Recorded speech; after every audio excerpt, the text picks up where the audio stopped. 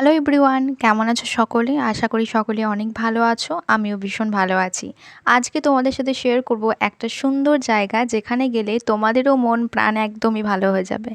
জায়গাটা দেখে যদি তোমরা একটু গেস করো তাহলে কমেন্ট সেকশনে জানিও, আর যদি বুঝতে না পারো তাহলে তো আমি বলেই দেব। আমি গিয়েছিলাম বর্ধমানের রমনা বাগানে বা ডিয়ার পার্কে। এখানে তোমরা কিভাবে যাবে এবং কোন কোন টাইম, টিকিট মূল্য কত, সব কিছু থাকবে আজকের ভিডিওতে। তো অবশ্যই চ্যানেলটা সাবস্ক্রাইব করে নাও, ভিডিওটিতে একটা লাইক করে নাও, আর পুরো ভিডিওটা অবশ্যই দেখতে হবে। চলো তোমাদের সাথে শেয়ার করি তোমরা কিভাবে বর্ধমানে ডিয়ার পার্কে আসবে। তো যারা দুর্গাপুর আসানসোল থেকে আসছো তারা কিন্তু নবাবহাট বাস স্ট্যান্ডে নেমে সেখান থেকে কোনো টাউন সার্ভিস বা কোনো টোটো ধরে নিতে পারো। টাউন সার্ভিসে এলে গোলাপবাগ মোড়ে নামাবে, সেখান থেকে মাত্র 5 মিনিট হাঁটা পথে ইউনিভার্সিটির সামনের গেটটাই হলো ডিয়ার পার্কের গেট।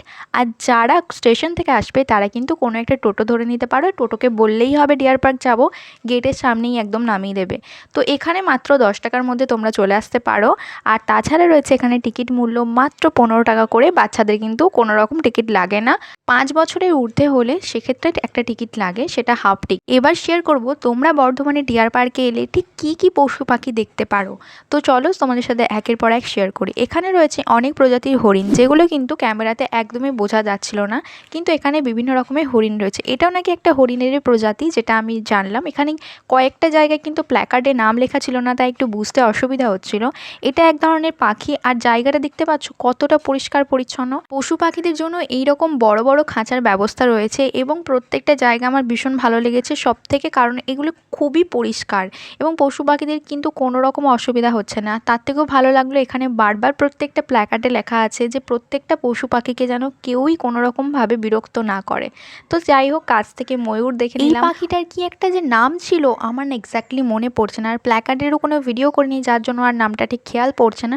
তোমরা যদি জানো একটুখানি কমেন্টস করে জানিও তো। উট পাখি মনে হয় এরকম টাইপেরই কিছু একটা ছিল, ভীষণ বড় বড় পাখিগুলো। যাই হোক, তোমরা ডিয়ার পার্কে এলে কী কী দেখতে পারবে চলো তোমাদের সাথে একবার শেয়ার করে নিই। তোমরা ডিয়ার পার্কে এলে অবশ্যই তো ডিয়ার দেখতে পাবে বিভিন্ন প্রজাতি, এছাড়াও দেখতে পাবে চিতাবাঘ, এমনি বাঘ, আর বিভিন্ন ধরনের বাঁদর তো অনেক আছে। বাঁদরের ভিডিওগুলো তোমাদের সাথে শেয়ার করতে একদমই ভুলে গেছি। তো বিভিন্ন পাখি দেখতে পারবে, কচ্ছপ দেখতে পারবে, এছাড়া রয়েছে কুমির। তো এগুলোই তোমরা আপাতত ডিয়ার পার্কে এলে দেখতে পারবে। তো অবশ্যই কিন্তু তোমরা ডিয়ার পার্কে একদিনের জন্য আসতে পারো, ভিজিট করতে পারো, ভীষণ ভালো লাগবে। একটা খুবই কম চার্জের মধ্যে তোমরা কিন্তু পুরো জায়গাটা ঘুরে দেখতে পারো।